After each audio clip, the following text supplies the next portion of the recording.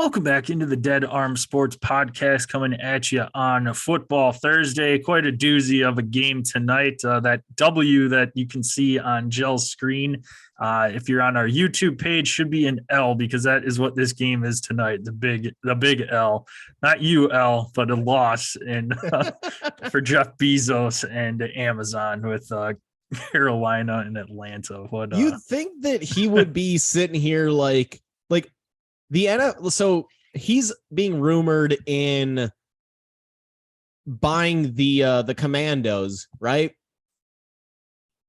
How is he not getting better games? He's about to give all these owners billions of dollars and help with the influx of all this cash into the NFL, because that's the way that, let's say he buys the Commandos for $8 billion. That's kind of what's being rumored out there, 7.8 to 8 billion, which is an insane amount of money. But the NFL is, and owning an NFL team is one of the best investments you can make if you have that kind of cash.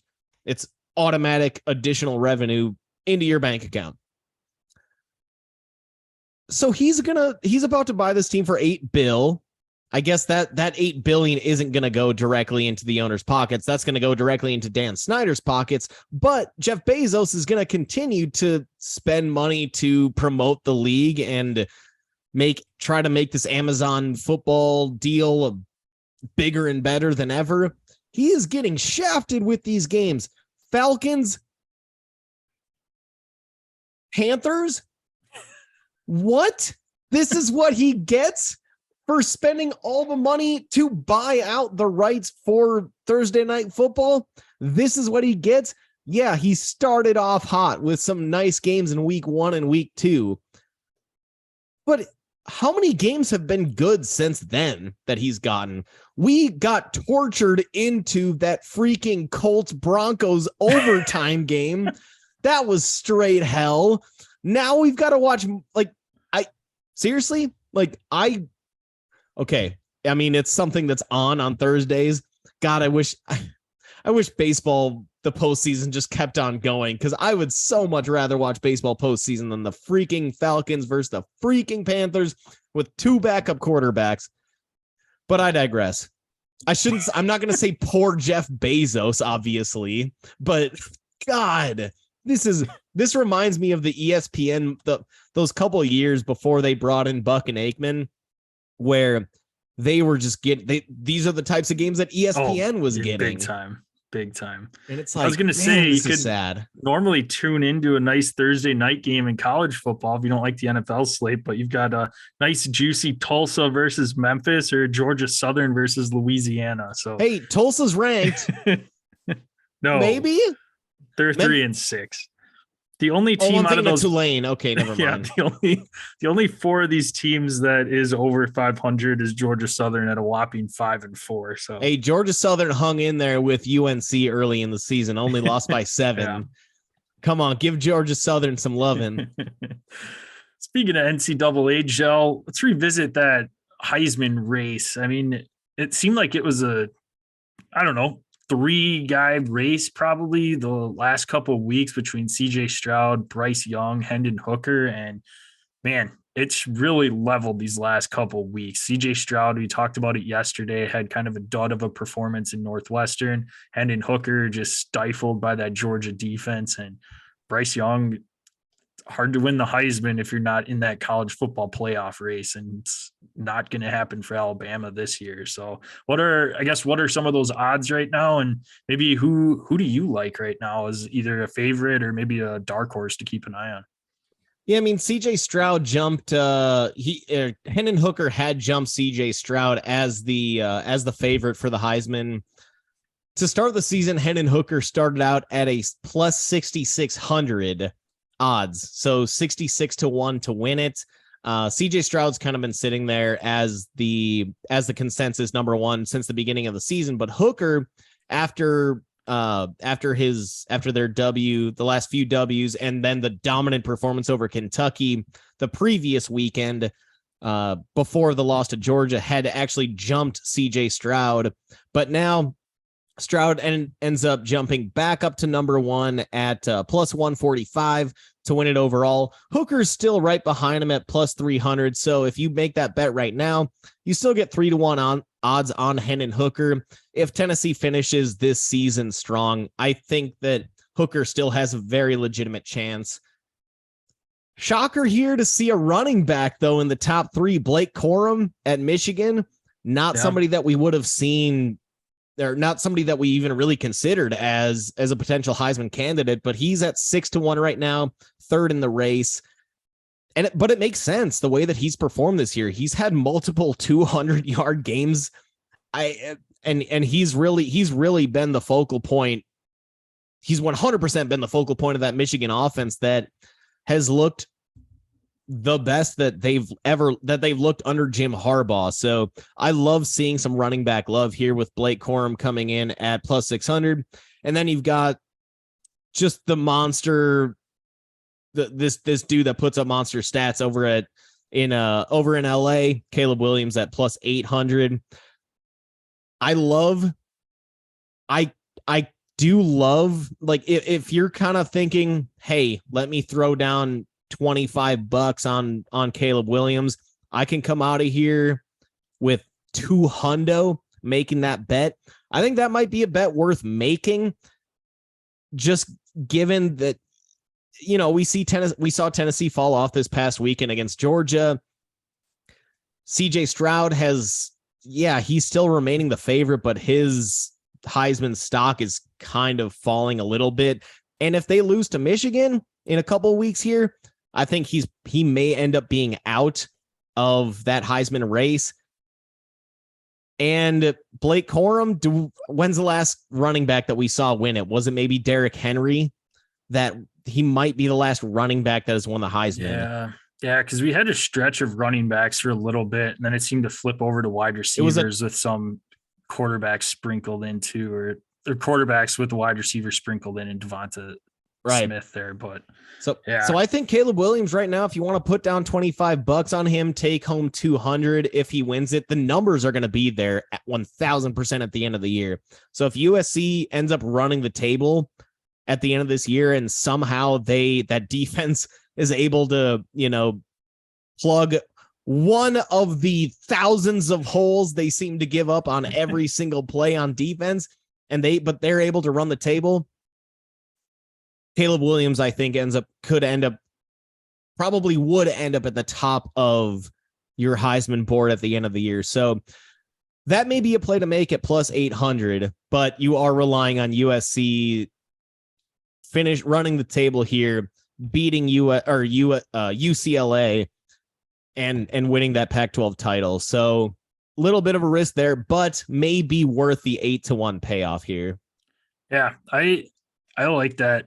I've got another guy too that I'm kind of keeping my eye on. I want to take it back a little bit to last year, because it seemed like the Heisman race was really decided that the last couple weeks of the season. And I got two guys that I think you're looking at. CJ Stroud and Bryce Young last year were neck and neck in that Heisman race. And CJ Stroud struggled at Ann Arbor last year and just ruined his Heisman hopes. He missed out on playing in the Big Ten championship, so had to sit out that week. A last look at his performance for a possible Heisman, so missed out on that week of the season. And Bryce Young led that comeback drive in the Iron Bowl, had a nice performance in that SEC championship game, and ultimately ends up taking away the Heisman here. This season, there's another guy that has a nice schedule that could favor him, prop him up into Heisman contention, and that's Bo Nix out in Oregon. Bo Nix is having a very quiet, solid season right now. I mean, he's been leading outside of that opening game against Georgia. Oregon has been absolutely rolling. He's got over a 73% completion percentage right now, just shy of 2,500 yards, 22 touchdowns, 5 interceptions, added another 457 yards, 13 touchdowns on the ground. He's got matchup this weekend against a Washington team who is a quiet 7-2. So he could get a nice performance there against Washington to kind of boost his stats. And then you had mentioned that if you have a Pac-12 championship, Oregon, USC, that ends up being just an absolute shootout because we've seen USC's defense look like 11 trash cans out on the field that anybody can get through.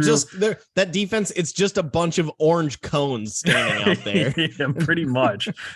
But Bo Nix is somebody too that I think, I'm not sure the site you're on, Gel, I think he was around that plus 800 mark as well, 8-1 odds. That, I mean, man, going into this season, had to transfer out of Auburn. He was Dr. Jekyll, Mr. Hyde, and that offense there. You didn't know what you were going to get, but he's having an absolute monster year this year and leading those Ducks to possible playoff contention. I mean, we'll get into the rankings that just dropped here, recording on Tuesday in a little bit here, but somebody I really like too. Yeah, I mean, logic there is as sound as can be. And like you said, I mean, you know, we mentioned this in the last episode. I think that Oregon has a very, very strong shot at making the playoffs if they keep rolling. They've been playing outside of that week 1 demolishing against Georgia. They've been one of the more impressive teams in the country this year. And you know, we'll run into these college football playoff rankings, but in a second here, but they've got a very, very legit shot at making it. So Bo Nix, not a bad call at all. Who would have thought after that week 1 performance when he and that entire Oregon offense completely laid an egg, for him to be even in the running here? Finally, he's living up to his potential. It looks like, at least as a college player. We'll get into those playoff rankings here shortly. But before we do, we can be found at Dead Arm Sports, Twitter, Instagram. Check us out on Facebook at Dead Arm Sports. Go up to that URL search URL bar and type in YouTube. Then go to the search bar, Dead Arm Sports will be the first thing that pops up. Subscribe, click the bell so that way you know when our live episodes drop. You can ask us any questions, always monitoring that chat.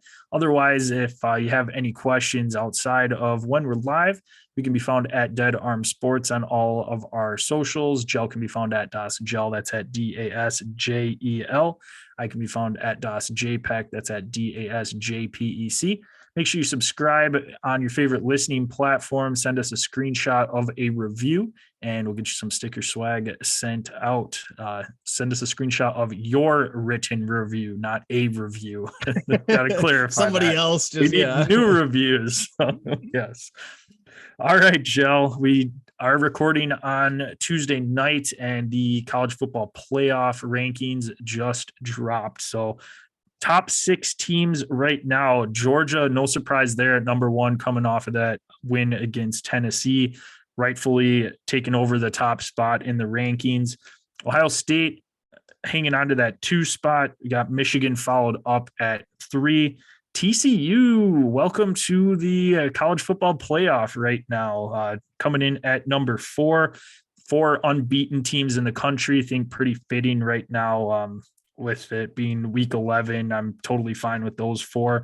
Tennessee, odd man out right now at number 5, and the aforementioned Oregon Ducks at number 6. So a couple of powerhouses looming on the outside looking in, but initial takeaways here, Gel, for me, it's kind of what I expected, and I really don't have any issues with any of the rankings right now. I mean, I don't expect TCU. I've got them on one of the games I want to talk about this weekend. I'm sure you do as well, but they've got kind of a gauntlet coming up, games this week at Texas, at Baylor next week. So we'll see if they can come out unscathed, and then have to, of course, the Big 12 championship game. So we'll see if they can hold on.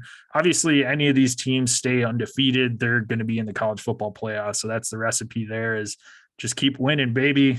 Otherwise, Tennessee, Georgia, I'm fine with those 2 teams. Tennessee, I think, is ahead of Georgia, or Tennessee is ahead of Oregon there, just with Tennessee's only loss being to that number 1 ranked team. Although I guess you could argue Oregon's only losses to that number 1 ranked team too. But yeah, what do you think so far? Yeah, I mean, it wouldn't shock me if that ends up flipping by season's end, assuming that, between Oregon and Tennessee, that wouldn't necessarily matter, I guess. But Oregon does have, I think, that just given if everything plays out and all these top teams win out, Oregon ends up taking over Tennessee, given that Oregon's going to end up playing in that Pac-12 playoff or championship game. And I think by season's end, they would end up taking over for Tennessee. But I think that top six is 100% in line with how teams are playing right now. I'm almost sitting here and thinking Michigan, Ohio State, that's a very flippable 2-3 for me. The way that Ohio State's been playing lately, especially Ohio State just coming off of a 21-7 victory over Northwestern. As mentioned in the last episode, yes, the weather was crappy, but that's not excusable. I mean, that entire Ohio State, does Northwestern have any players that would start for Ohio State? Absolutely not.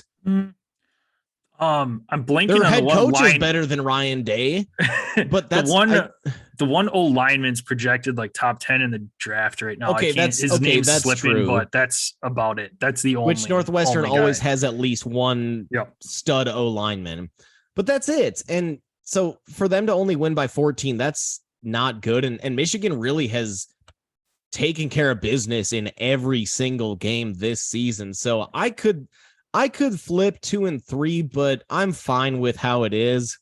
TCU at 4. This is the first time they've seen the top 4 back in 2014 with that Trayvon Boykin team where they were putting up ridiculous numbers. They ended up not making the top 4 by season's end. But these numbers these offensive numbers they were putting up back in that game, and the one game that ended up screwing them was a loss to Baylor, 61-58. Otherwise, they would have run the table back then, and probably there was a weird like 4-5-6 that season with Alabama, TCU, Baylor. Holy crap! They put up 82 points against Texas Tech. That's insane. That's back in 2014. Obviously has nothing to do with this squad this year, but I mean but the TCU offense legitimately looks that awesome right now, and so they deserve to be in that top 4. I'm fine with that top 6. I guess going beyond that, LSU 7, USC 8, Alabama 9, Clemson 10. I think I'm mostly fine with that. Yeah. But Clemson is the one team that I thought you could have put them at 7 or 8 before this past loss. I'm sitting here. I see Ole Miss at 11, UCLA 12, Utah 13. I could see all 3 of those teams beating Clemson if they played today. Penn State even at 14. I could see all 4 of those teams beating Clemson if they played today, but Clemson, for some reason, has way too much love within that college football playoff room of voters. But overall, I'm not going to complain too much about that top 10. Yeah.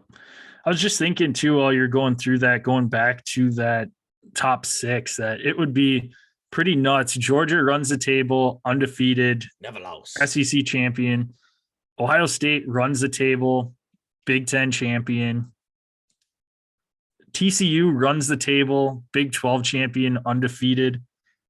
What does the committee do with a 1-loss Michigan against Ohio State, 1-loss Tennessee against Georgia, 1-loss Oregon against Georgia? I think you give it to Oregon, right? I mean, they're only assuming they are able to, if they were to run the table, that Pac-12 is not a joke.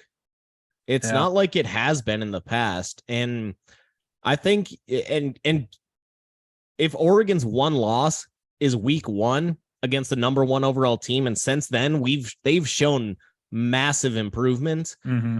I think you have to put Oregon in there. And they would get a final say too, playing in that championship weekend. There you as go. Well. So yeah, that would it's got to be Oregon. It'd be interesting. It'd be pretty cool if that happened. But ultimately, I think there's going to be because that leaves Michigan and Tennessee out of the conference title game. Ultimately, like I said, I think TCU is going to falter one of these two games coming up here on the road, but. So that if one lost TCU, they're not making the playoff. Your chances are done. And that leaves Michigan.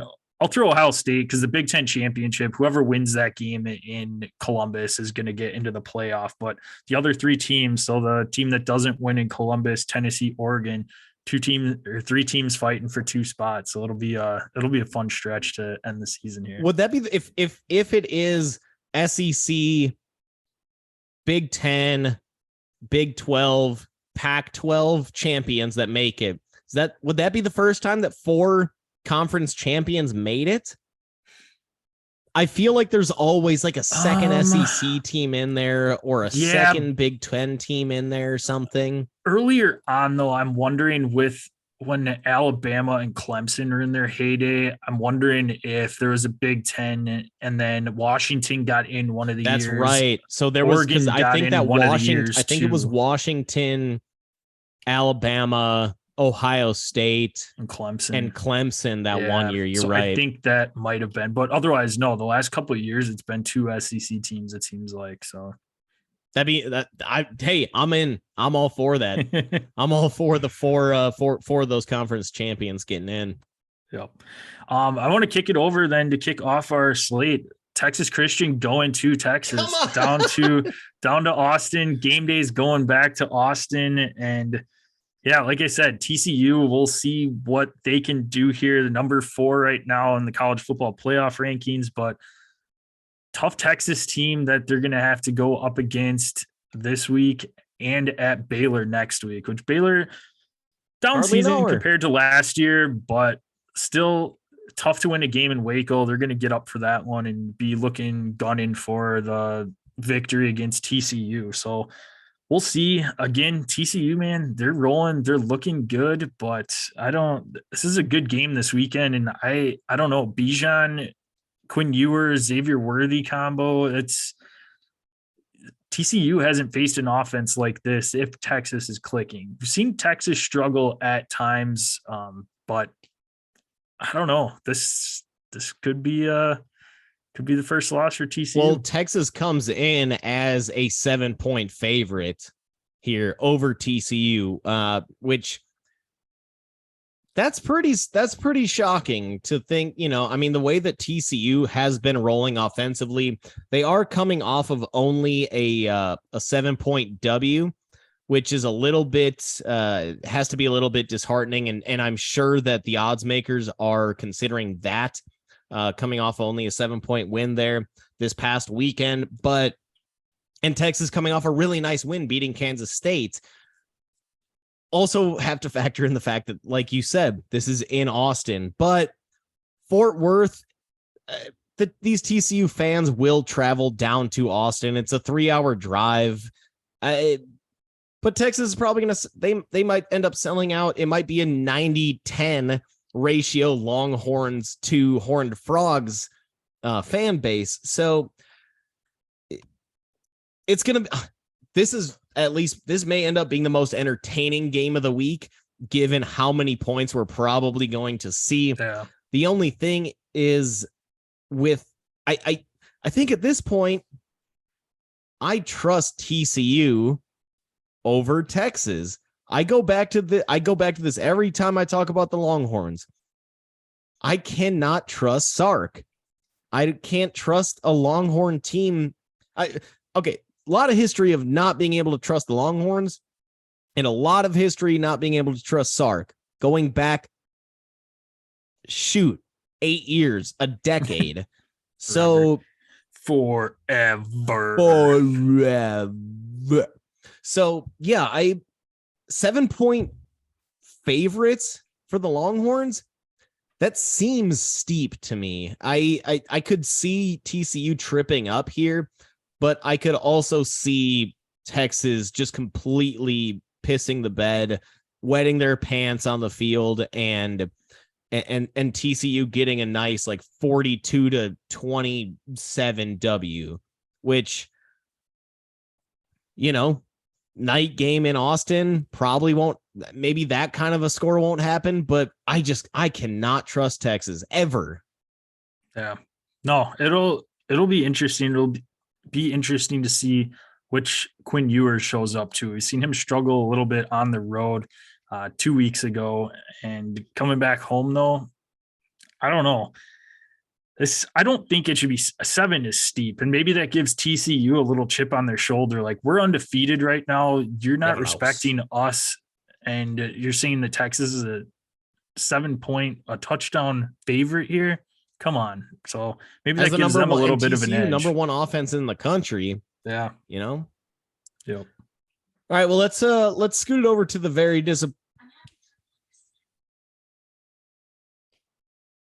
Let's scoot that over to the Alexa's going off. Oh shit. I probably just okay, nothing there. Oh, I said her name. That's a bad idea. Yikes. Hashtag not a sponsor. Yeah. I think Bezos was listening when we were talking about him earlier. Probably. All right. Well, let's go over to the disappointing ACC. And I got to talk Louisville Clemson here. Louisville, a 7-point dog right now at Clemson for a nice 2:30 matchup. I'm just looking forward to massive points here. Louisville has no defense. Clemson has no defense. But what Malik Cunningham, boss. But what I'm extremely interested to see what Clemson does here between DJ Ukulele and Cade Klubnik. If Louisville gets off to a super hot start and it's very, very possible that Louisville takes a 21-7 type of a lead to start off this game. And if that's the case, is Dabo going to flip-flop quarterbacks again twice like he did last game? I mean, he went DJ Cade back to DJ. Is he going to go do the same thing, or is he going to go DJ Cade, DJ, or vice versa, Cade, DJ Cade, or Cade, DJ Cade? Very possible the way that Louisville is able to put up points. So I'm definitely looking forward to this one. I think potential upset here in Louisville, taking this game over Clemson, given that Clemson knows now at this point, they don't really have much to play for. Yeah, which that ultimately is a recipe for potential disaster, especially a deflating loss and just getting absolutely blown out in South Bend last week against Notre Dame. And like you said, Louisville's been putting up a fuck ton of points lately. They don't have a defense at all, but Clemson's offense hasn't looked great either. So if Clemson's defense doesn't show up for the task here and Louisville just starts putting up points, it might be hard for Clemson to get back in this one. So no, it should be a fun one, and we'll see how resilient Clemson is and if they're able to bounce back here. I'm going to stay kind of in that region of the country, move it over a couple states to Mississippi and Alabama at Ole Miss. Alabama coming off of getting knocked out of that college football playoff, going to Ole Miss here, and Ole Miss is still in that SEC West. They need a little bit of help. They have played one less game than LSU up to this point in conference, but both teams have one loss. LSU does have the head-to-head victory over Ole Miss, but if LSU falters it all down the stretch here and Ole Miss wins out, they're going to Atlanta to face the Bulldogs. So I like this one to see what Ole Miss has in store for Alabama. I'm again kind of talking about Clemson. Alabama coming off of that deflating loss in Baton Rouge last weekend. Their playoff hopes are done. I mean, there's no shot at them getting into that football playoff now. So, yeah. Are you sure? Yes. They're not going to make the SEC championship game unless LSU just completely implodes. I mean, LSU loses one game and Bama's right back. They're right there. And then if they beat Georgia, I'm not ready to count Alabama out. I don't think that they're one of the top 4 teams right now. but knowing this committee, I'm not ready to do it. I am not ready to say I'll plant my flag. I'll chug 2 beers if Alabama makes the playoffs. fair. there's no way. They're finito, done. I'm writing that down. Sounds good. But also want to see, like I said, can Bama right the ship right now? I mean, you've got guys that have NFL aspirations. Are they just kind of, yeah, all right, well, my playoffs are done. It'll be also interesting to see an Alabama team with 2 losses down the road, if they were to win out, go into a New Year's Six bowl and having all of their backups in the game because nobody wants to get hurt for the bowl game when they're not in a playoff. Smart move. Would be a smart move. No, it is, but Will Anderson, no chance he's going to play in the Sugar Bowl. Bryce Young, Young out. Jahmyr Gibbs out. Yeah. Shit. No, I mean, I like the idea of Ole Miss hanging here, but if we know anything about Saban, teams generally coming off of a loss, his teams bounce back really well. So, yep. Meh. I guess I'm not thinking that upset will happen, but you know, as the Lonely Island would say it, anything is possible. Never want to see. All right. Don't need to hear my voice. Yeah. And then I guess one last game for me that I would want to touch on. I mean, I want to see this UNC Wake Forest game. I think, again, ACC, no defense, ton of points here. Drake May, freshman quarterback, dude is balling. He's up there right now in the Heisman, top 5, top 10, depending where you look in the Heisman odds. And UNC looked very, very poor to start off this season, but they've really rallied and they're up to an 8-1 record.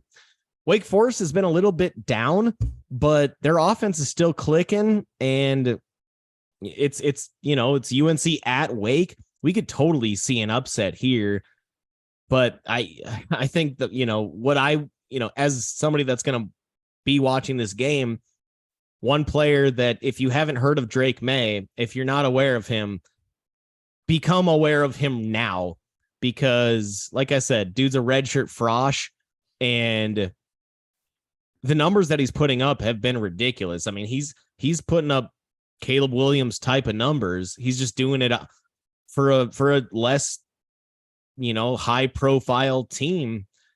But Drake may be the next guy in college football if he's not there already. Yeah, he's just shy of 3,000 yards, 31 touchdowns, 3 picks right now, and he's just balling. I mean, everybody was wondering what North Carolina was going to do. Sam Howell, down year last year, leaves for the NFL, and Drake May steps in and, again, 8-1 right now. And with a win here, Georgia Tech is still in that division. North Carolina plays them next week, but North Carolina all but wraps up that division to get to that ACC championship game with a win over Wake Forest this week. So Drake May, like you said, maybe he's somebody that maybe throw a little cash down on the Heisman. Definite long shot here because of North Carolina not going to get into the football playoff conversation, but still having a baller year. And like you said, future's definitely bright there in Tar Heel country. My last game quickly that I want to kick it over to is Washington at Oregon. Washington jumps back into the rankings here, coming in at number 25, going to Eugene. I ultimately think Oregon's going to win this game, but Washington, Eugene, but Washington is a quiet 7-2. They kind of put their mark on the season with that win over and really overrated Michigan State team at the time. They followed it up with a win over Stanford to get to 5-0 at that point in time, 4-0 at that point in time during the season. But then going down to UCLA, lost in Tempe at Arizona State. But since then, they've kind of righted the ship and they haven't lost since. I mean, they got a nice Friday night win against the Beavers last week and maybe put up a little bit of noise here. Penix Jr. has been playing pretty well. He's been pretty dynamic again, but I have a story behind that one. all right. But ultimately, I think the Ducks at home, I think they're going to be too much for Washington here, but still a game that I'm looking forward to, and one that maybe the Ducks could be on upset alert. I don't think so, though. So Friday night, would have been Friday night, Oregon State versus Washington. And I'm talking to my buddy, you met my boy Robbie. And so I turn over to him. I'm like, we're talking about the game. I'm like, Michael Penix, like, he's a really legit college quarterback. He might not make, he might end up being a backup in the league or whatever, but he's a really legit college quarterback. As I'm saying that, he gets the snap, throws a pick six. Great timing. It was so great. Oh, and then I classic. believe the next drive, over the next like two drives, he almost threw two other really ugly picks that were dropped by the defenders. But it was just timing was so epic on that one. But no, I love that, Oregon, Dan Manning, their first year head coach, he's playing up this rivalry. He's already been quoted this week. We're recording on a Tuesday. He was quoted Monday saying, there's no loss within this rivalry. That's really clear. There's no love lost in this game. And that's something exciting, makes games like this a little bit more fun. So that's not a direct quote. I kind of screwed it up a little bit, but yeah, exactly. So, I mean, he's all in on that rivalry. I love that. And that just makes, it's these rivalry games that make college football as amazing as they are. We talk up, we can talk up NFL rivalries as much as we want between, Packers, Bears, and Giants, Eagles, or Cowboys, Washington, as much as we want. But there is no rivalry game in the NFL that compares to legitimate rivalry games in college football. And we already, their first year head coach is already playing this up. So I think Oregon's going to come out, and I think Oregon ends up stomping Washington in this game, if I'm being honest. Yeah, no, I could see that result as well. Upset of the week time. Joe and I 0 for 2 last week. However, the other games that we said we do like the upset in, both would have hit. Gel's Michigan State over Illinois, my LSU over Alabama. So hindsight, should have went with our backups. Always 2020, but damn. Yes. So if you're new to the show, welcome in. This is the segment where Gel and I pick an underdog. Has to be a 7-point or more underdog, and you get points depending on how big of an underdog. 7 to 13.5 is 1. 14 to 20.5 points is 2, and anything 21 and up is worth 3 points. Gel still has that 3-1 lead right now. And who are you rocking this week, Gel? I know you've been super excited to talk this segment, so let's hear it. I got UMass plus 17 over Arkansas State. Battle of two squads that are mightily struggling. Arkansas State has lost 4 in a row and 7 of their last 8. UMass has lost 6 in a row. So they just lost the Cum Bowl. Connecticut against Massachusetts. So I'm looking at plus 17. That's way too much for Arkansas State, a team that's lost 7 of 8. And I'm going for the 2-pointer here, and I'm all in on the back 2/3 of the word come. UMass all day. Let's go. Love it. 2-pointer, baby. Love it. Plus 17. This could make or break our season if one of us hits here, because I also have a 2-pointer. The team I'm rocking is a 14-point underdog in this one. You might notice the colors I'm wearing, Gel. I've got some yellow. I've got some blue on. They're no Berkeley blue or California gold, but I am going with the Cal Golden Bears over the Oregon State Beavers in Corvallis this week. Cal put up 35 points against USC last week. Jaden Ott has been a nice freshman running back to help out their offense. And Oregon State has really been struggling lately. Chance Nolan got hurt in that Utah game and hasn't been back in with a neck injury. And they've really struggled at the quarterback position. Chance Nolan, even prior to that, had thrown quite a few picks before he had gotten hurt. Oregon State just hasn't been able to put up points. And I like Cal coming in. Their offense is clicking a little bit right now, and I think they could definitely sneak out a victory here. Yeah, I'll give you a lot of love on that pick. I'm into it. Justin Wilcox, obviously got to be a fan, being a former Badger defensive coordinator as the Bears head coach, Bears head coach. Signed a contract extension through 2027 through 2027 this past January. So obviously the Bears are in on him as well. They just hung in there with USC, only losing by 6. And USC is a much better team than Oregon State, not necessarily based on how they played earlier in the season when USC only beat Oregon State by 3. But hey, that's worth the plus 14 gamble there. So I'll give you some RESPECT on that one. Find out what it means to me next week. Tune in. Aretha Franklin, hashtag not a sponsor. Moving into the NFL here. Week 10 is upon us.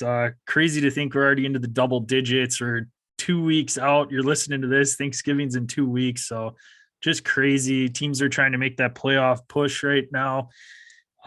But little bit of a better slate this week. Still on the struggle bus. I think it's just there's so much mediocrity this year in the NFL. You've got the Eagles undefeated, got the Chiefs, got a handful of teams in the AFC that are towards the top, but then a lot of these divisions, I mean, they're around 500, maybe a game or two above 500. So looking at the matchups on paper, it's just nothing really jumped out that much. The game that does really jump out to me that I think is going to be one of the more phenomenal games on the slate this week is Minnesota traveling to Buffalo. Minnesota had to sneak out a victory against Washington this past week.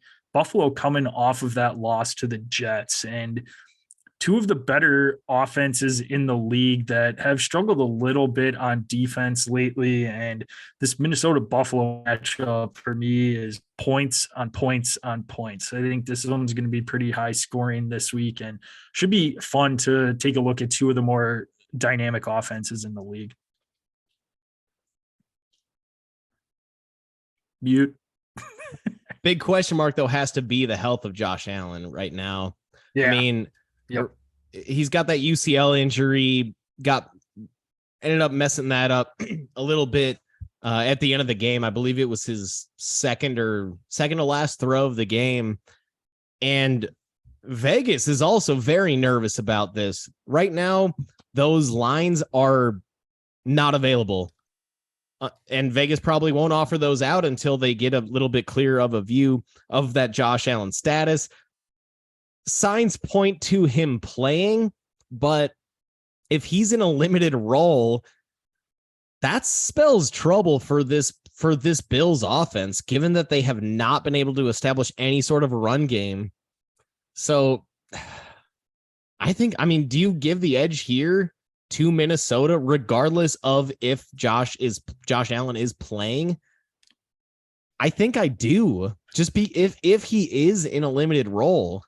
Yeah, we'll see. They did update lines now. Buffalo's a 5.5 point favorite, 45.5 for over under on this one. But yeah, 45.5. Yeah, so they must think that he's going to be. Yeah. So I don't know. Minnesota, their offense struggled last week against Washington, the Commandos, but I was going to say so did the Packers, but that means nothing. Yeah. They scored 9 against Detroit. Buffalo struggled against the Jets too. They put up 17 points, lost 20-17. So yeah, I don't know. I'd probably give the edge to Buffalo. I think ultimately they could do a little bit more damage there, but I don't know. this could be a toss up. And like I said, that's why I'm looking forward to this one, because I think it is going to turn out to be one of the better games of the week. Could come down to a final possession. I'm shocked. I'm just shocked at that line or Yeah. at that over under. The line I think is fine. Over under of 45.5. That seems obnoxiously low, but Yeah. I don't know. Whenever you think you've got an easy W with Vegas, they figure out a way to, full fist you. Oh. All right. Well, we already touched on the atrocity of the Falcons Panthers game, so thankfully we don't need to revisit that. You don't want to? But I am looking forward to this Seahawks Bucks game in Germany. Sunday morning, solid 8:30 a.m. start for you Central Timers. Beginning of the season, when we saw this game, I don't think we would have paid any attention to it. It's like, this will be a blowout. Buccaneers are going to end up walking away with a massive W here. 13-point win here. Seahawks probably are going to win this game, which is crazy. Now, at least based on the way that these two teams are playing now, Seattle just took care of business against Arizona this past weekend. Not that Arizona's anything special, but I mean, they were in charge of that entire game. And Tampa, they did get a win against a hardcore struggling Rams team, but it took a miraculous comeback from Tom Brady within the final. What was it? He had 46 seconds, 30, something like that, with no timeouts, and they ended up driving down the field. Now, you knew that once he completed that initial like 25, 30-yard pass down the seam, it's like, yep, they're going to freaking score a touchdown here, aren't they? This is Tom Brady. But the Seahawks have been playing ridiculously sound offense.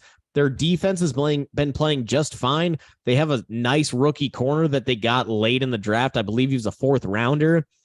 And the Bucks I haven't seen anything impressive out of them all year. That running game has been atrocious.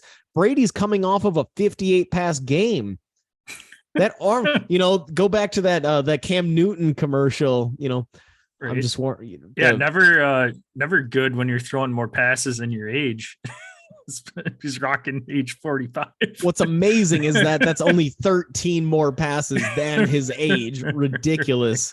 But no, I mean, I would have not even thought about thinking, hey, this game's on my radar.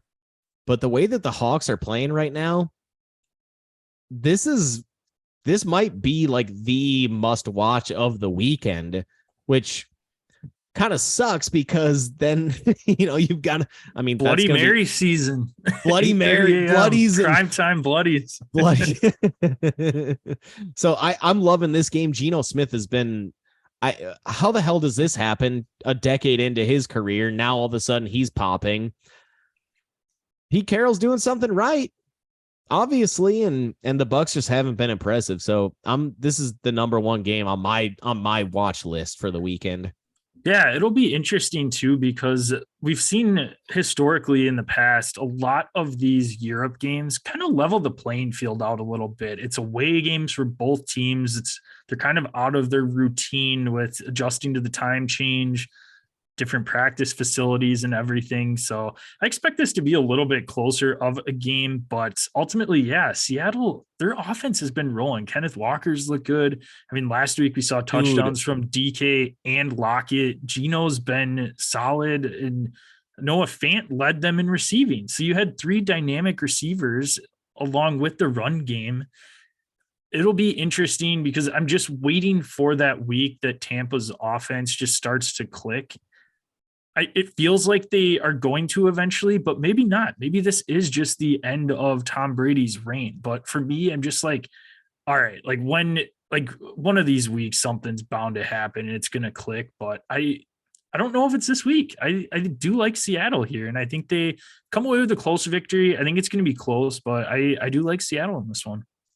You got to wonder if that game-winning drive, if maybe that's fired something, it could be, but they got it. Like you said, they have to get that run game going. I don't know if it's telling Lenny Fat that Lenny. he needs to sit, and we're going to start Rashad White here, but I don't know. Something needs to get going with I mean, that that because offensive line isn't anything special either. no, I I mean can't even they've got put this all on injuries Fat too. Lenny. So I mean, it was Yeah.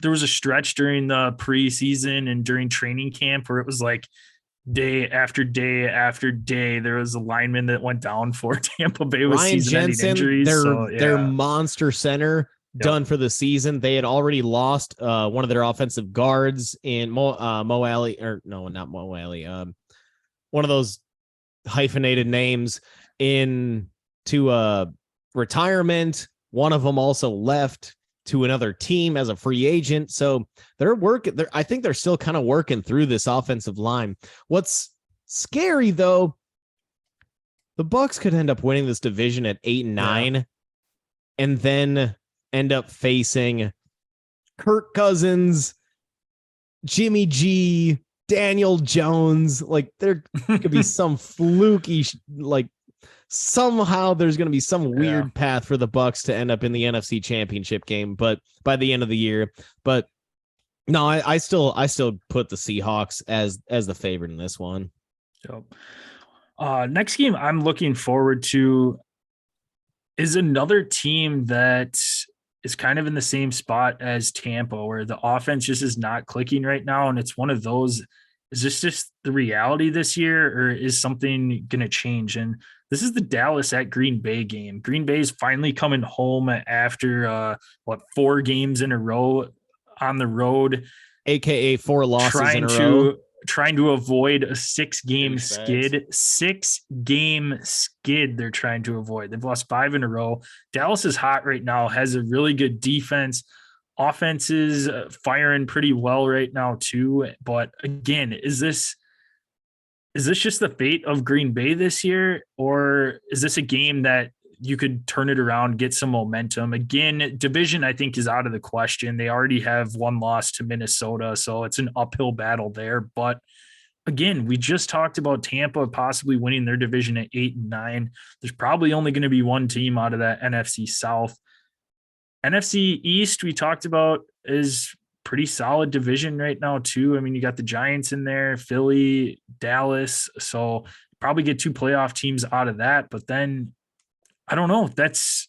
You still have an outside shot at the wild card, and this could definitely give Green Bay some momentum with a victory here. But Dallas has been looking really good, and their offense has been playing some of the best football just the last couple of weeks too. Yeah, I don't have, as a Packer representative on this show, I certainly have no faith in the Packers turning it around this week. Romeo Doubs is out 4 to 6 weeks. With a high ankle. Aaron Jones, questionable. He had it was a pretty it was feared that he could be out for the year. Thankfully avoided a major injury. Rashawn Gary is out for the year on that defense. Is out for the season. I Christian Watson got his 2nd concussion in 2 weeks. I don't think you can play him in this game. So that already decimated wide receiver room is now it's all right. You got Sammy Watkins. That's right. Yeah. He's been a monster in his career. So that's true. We do bring in Sammy Watkins and Randall Cobb. Yay. No, but if Aaron Jones is limited, Aaron Jones is the only positive on this Packer offense that I can claim right now. And yeah, AJ Dillon is nice, but Aaron Jones is the dynamic back, is the one that is able to make plays happen where you didn't think a play could happen. And if he's questionable, that means he's going to be limited probably in this game. And it's probably going to be the AJ Dillon show, which he may rack up a ton of yards, but he's not going to rack up big plays. And at least based on, the now multiple season history of AJ Dillon. So I don't see this Packer game being even really close. Cowboys have it's Cowboys -5 according to Vegas at the moment. And if I'm a betting man, I'm taking the Cowboys in this game. Final game that I want to touch on is Chargers Niners, the Sunday night game. It's a good one, Coach Jones. Thanks, Jay. I mean, Herbert, that Chargers offense, which should be more dynamic than it is, versus this Niners stout defense and renewed offense, given that now they've added Christian McCaffrey. I still think that we're going to end up seeing a pretty close game. I give the edge here to the Niners, but because I think that CMC addition, we saw it the previous week with his 3 touchdowns via the pass, the run, and the reception, that he's bringing a new level to this offense. He's bringing that just a different dynamic to this offense. Chargers still, though, obviously extremely talented, which makes them in every single game, if not favored in every single game. I continue to be extremely frustrated with Brandon Staley, but they have a talent to be able to be in every game. So I think the Chargers end up taking this one. That it is at home. No, it's not Candlestick Park, but it is still a home game for the Niners. And but I still think we're going to see some really, I think it'll end up being a very close game here on Sunday night. Yeah, I agree. Brandon Staley, if you're the Chargers, I think you need to change your head coach. I mean, you're sneaking victories away. I mean, they took a last-second field goal against Atlanta last week, and Atlanta has not been that great. And the Chargers, I understand your 2 top wide receivers have been out the last few weeks in Keenan Allen and Mike Williams, but that offense, I mean, it's Justin Herbert, Austin Eckler, and that's it. Right now, if you can shut down the 2 of them, you're going to probably win the game. And Joshua Palmer had an okay game last week, but he needs to take a step up and step in for Mike Williams, Keenan Allen when they're out. I think Keenan Allen was pretty close to playing last week, so hopefully he's back in this one. But again, you've had CMC coming off of a bye week. He's that more knowledgeable of San Francisco's offense right now, and coming off of that 3 touchdown performance, passing, receiving, and rushing touchdown. Debo was out in that one. You've got a week for him to rest up. Debo's got that Q tag right now, but their offense obviously clicks with him and brings another dynamic to that offense. And I do like San Francisco here. I think this is a stretch that we're going to see San Francisco start to solidify and make it a 2-team race in that NFC West division between them and Seattle. And I think they're going to start separating themselves from the pack here and start with a victory over the Chargers. About time. We need somebody in that NFC West to be any good outside of Seattle. Right. Speaking of Seattle, it is Drew Lock time. Best backup quarterback in the league. And, well done. If you're new to this segment, each week, Jill and I pick a quarterback, wide receiver, running back, and tight end. And whatever their fantasy points are on the week, that is your running total. You get their fantasy points. Once you use a player, you cannot use them again. And cannot pick the same player as your opponent for that given week. We had quite the battle last week, put up 2 of our highest scores ever. Gel with a whopping 56.52 points behind a 33.55 effort from Mr. Joe Mixon. Topped my 3rd high score ever of 53.48. Had a nice double-digit combo from all 4 of my guys. Tua, Tyreek Hill, Travis Etienne, and Cole Kmet. Welcome to the show. It's 2 finally, touchdowns there. Been waiting on that. Yes. So was that 2 tutties, right? 2 tutties, yes. Tutties, bro. Tutties. Gel with the 3-point victory, so got a little bit more ahead of me. He's at 30.48. I'm at 290.27. So about a 40 point deficit to make up here. Yeah, 40 point deficit. So we'll got to get rolling here, but it is an even week. I have the first pick, and with my first pick, I'm going to take a gentleman that makes fast guys look not fast. And he's got a nice, juicy matchup against the Detroit Lions. I'm locking in my QB, Justin Fields, on an absolute monster tear right now. I don't see that changing in a home game against Detroit. Detroit's been giving up a lot of points to mobile quarterbacks. Jalen Hurts had a pretty solid performance to kick off the season there in Detroit. And I like Justin Fields this week against those Lions and should have a nice day.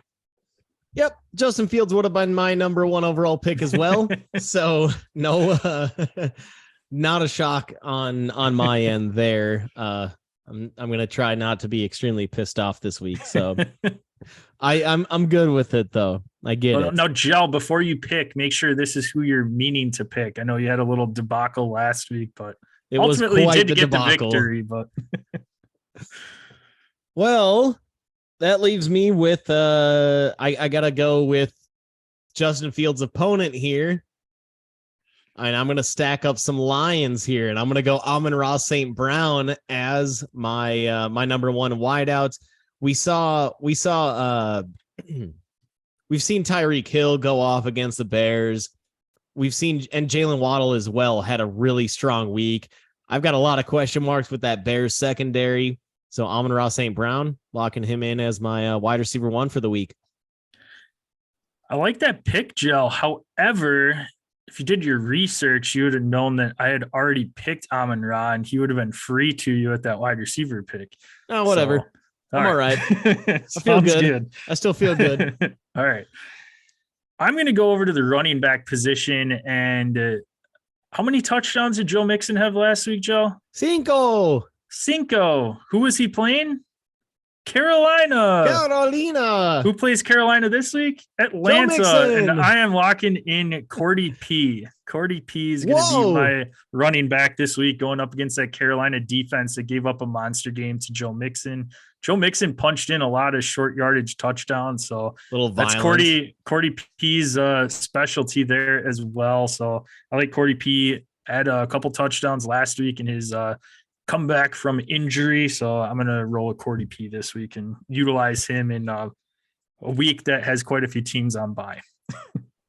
Yeah, this is one of those, 6 teams on bye, I believe, this week. Yeah, one of those weeks. So, hey, I mean, Cordy P, like you said, just went off last week as well. So I'm into it.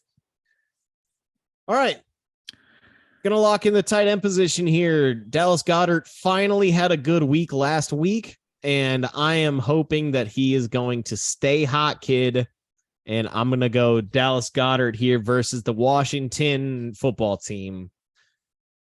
All the right. Commandos, the Commies, the football team, whatever you want to call them. It's Dallas Goedert, though. All right.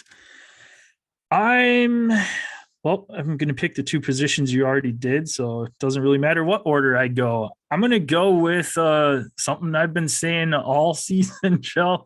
You play your tight ends against the Seattle Seahawks, and Cade Otton has been Tom Brady, one of his targets. Going with the Cotton. I'm going to go with, Cotton. Cotton Eye Joe.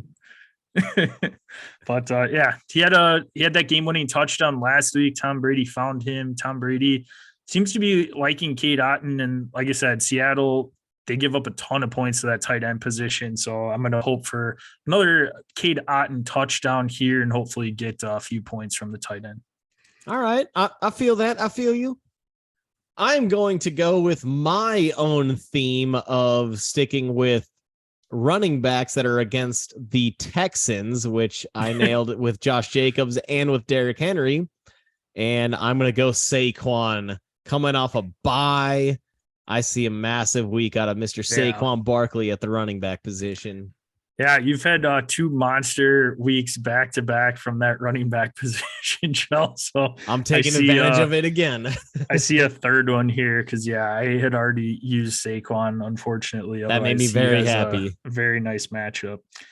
With my last position, he says.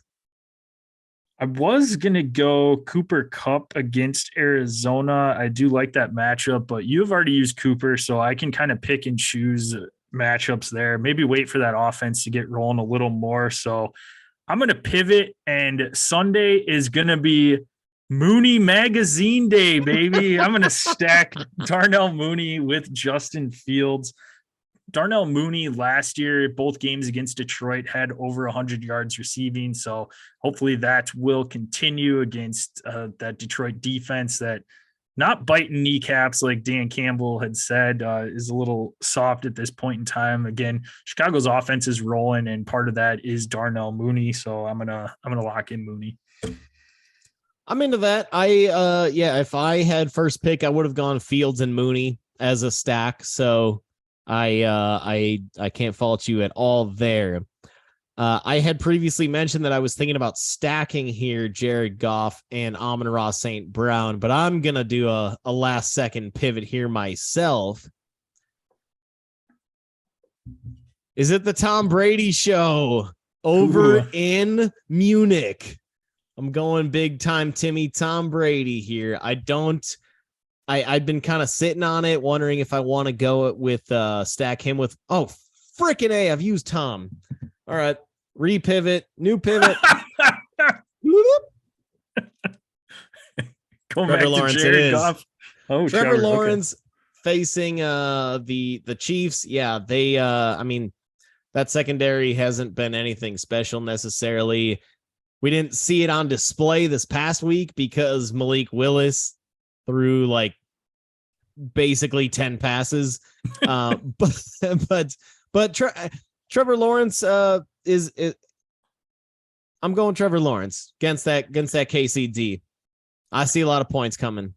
Nice. I like that. I'm going to start Trevor Lawrence in one of my leagues that I am terrible in. So that way I'm happy either way. If he does bad, that means your Drew Locks did bad. But if Trevor Lawrence does well, hey, maybe I have a shot at then winning. Hey. I like it.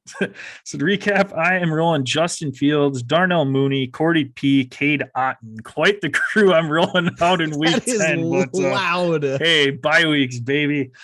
Shell's rolling Trevor Lawrence, Amon-Ra St. Brown, Saquon Barkley, Dallas Goedert. So we will see if I can close the gap or if Gell's lead increases. This is a big week. Big week. Juicy. We can be found at Dead Arm Sports, Twitter, Instagram. Check us out on Facebook at Dead Arm Sports. Type Dead Arm Sports into that YouTube search bar, subscribe, click the bell so that way you know when our live episodes drop. So that way you can ask us any questions. We monitor the chat throughout the episode. If you miss out on asking us any questions there, hit us up on our socials at Dead Arm Sports, at DosGel, at DosJPEG. More than happy to answer questions. Like I mentioned on the last show, trade deadline for most leagues is about 2 weeks out, usually around Thanksgiving week, maybe the week before. Deadline day. Yes. So send us your trade questions. Maybe you are wanting advice on how to strengthen your team. Maybe it's not a huge trade, but just kind of some depth pieces. More than happy to help you out in that aspect as well. Subscribe the podcast on your favorite listening platform. Send us a screenshot of your written review. We'll get you some sticker swag sent out. What are those platforms, Mr. Jill? Find us on Apple Podcasts, Spotify, iHeartRadio, and Google Pods. Make sure to subscribe, rate, and review to that chosen listing platform as Josh described. Also, YouTube, Dead Arm Sports. Find it, click that subscribe, hit that bell for the alerts, and you'll be entertained. This is all free for you guys, so you might as well subscribe wherever you can in all the platforms. Free entertainment. Let's go. Dead Arm Sports. Well, that'll do it for this episode. Appreciate everybody out there listening. If you could tell somebody you know about the podcast, we will love you long time and appreciate it very much. Go Purdue. Let's beat the Illini. Give the Badgers maybe an inside shot or outside shot, I should say, at that Big Ten West title so we can get demolished in Indianapolis the first week of December. But hey, Jimmy Leonard has been getting us rolling pretty well lately. So got W's at least. I like it. Looking forward to the slate of college football games, NFL this weekend. As always, we'll be back next week to recap that for you. And Joe, close her out. Housekeeping. May I fluff your pillow?